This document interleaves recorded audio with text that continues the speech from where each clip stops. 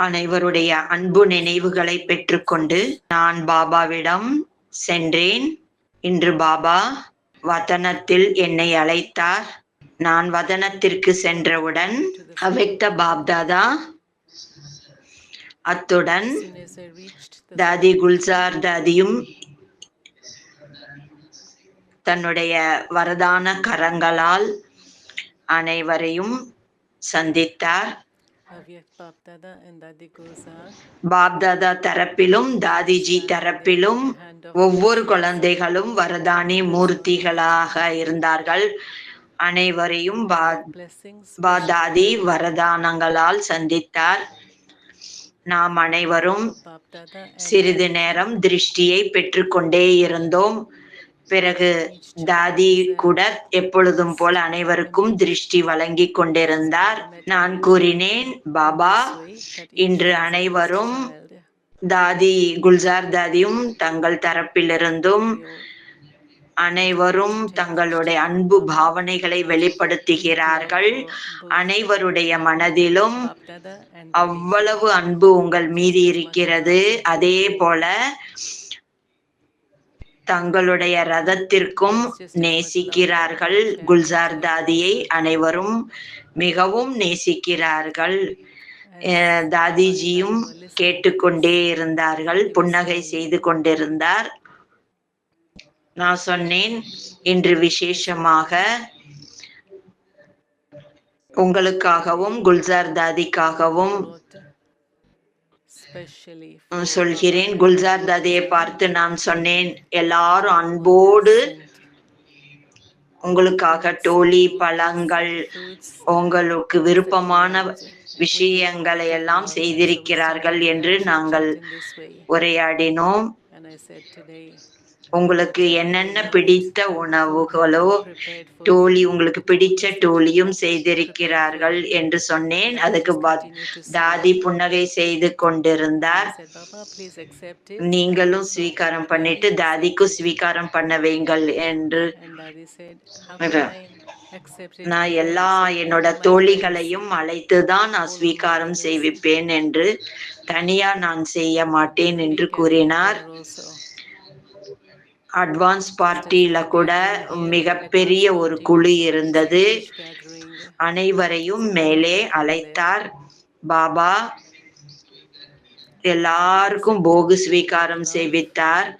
தாதிக்கு கூட பாபா முதலில் ரபடி ஸ்வீகாரம் செய்வித்தார். தாதிக்கு ஊட்டி விட்டார். அதன் பிறகு அனைவருக்கும், உங்கள் அனைவருக்காகவும் இன்று பிரம்ம போஜனம் வந்திருக்குன்னு சொன்னார். சில நிமிடத்துக்கு பிறகு பாபா கூறினார், எத்தனை பேர் அட்வான்ஸ் பார்ட்டியில இருக்காங்களோ, யஜ்யத்தில் அவங்க எல்லாம் தன்னோட பாகத்தை நடித்து கொண்டிருக்கிறார்கள். யாருமே இங்க இல்லைன்னு சொல்லவே முடியாது என்று கூறினார். பிறகு பாபா ஒரு காட்சியை காட்டினார். யஜ்யம் என்று விரிவடைந்து கொண்டே இருக்கிறது. இது கூட நமக்கு தெரியும். யஜ்யம் நம்மள எல்லாரும் சேர்ந்துதான் சம்பன்னமாக்க வேண்டும் என்று தெரியும். எங்க எது யஜ்யத்துக்கு தேவையோ அங்கெல்லாம் தாதிகள், மூத்தவர்கள் எல்லாம் போய் சேர்ந்து காரியத்தை பூர்த்தி செய்விக்கிறார்கள் என்று கூறினார். முன்னி பெஞ்சிய கூட கேட்டாங்க, உங்களுக்கு அந்த மாதிரி ஏதாவது அனுபவமாதான்னு கேட்டாங்க. தாதி தன் காரியத்தை செய்யறார், நேர்வர் பாய் வர்றாரு, தன்னோட காரியத்தை செய்யறார் என்று அனுபவமாதான் கேட்டார். எவ்விதமாக தன்னோட காரியத்தை அவர்கள் ஆஜரானதுமே அவர்கள் ஃபீல் பண்றாங்க. ஒவ்வொரு இடத்துலயும் அவங்க காரியம் செய்யறாங்கிறது. அவங்க இங்கேயே இருந்து தன் காரியத்தை சேவிக்கிறார் என்பது தோன்றுகிறது என்றார். இன்று யஜ்யத்துல எனக்கு கூட தோன்றுகிறது, எல்லாரோட சகயோகத்தாலும் இன்னைக்கு யஜ்யம் ரொம்ப குஷலமாக, திறமையோட, சக்திசாலியாக முன்னேறி கொண்டிருக்கிறது என்பது தோன்றுகிறது. எல்லா ஆத்மாக்கள் தன்னுடைய பார்ட்டுங்கிறது இல்ல, எல்லாரோட பார்ட்டும் இதுல அடங்கி இருக்கிறது. சத்தியுக ஸ்தாபனை ஆகிக் கொண்டிருக்கிறது, ராஜ்யம் ஸ்தாபனை ஆயிட்டிருக்கு, ஒவ்வொருத்தருக்குமே அதுல பார்ட் இருக்கு என்பது இந்த யஜ்யத்துல இப்பொழுது தற்பொழுது தன்னோட காரியத்தை செய்வித்துக் கொண்டிருக்கிறது. பிறகு பாபா 2 வார்த்தை சொன்னார்.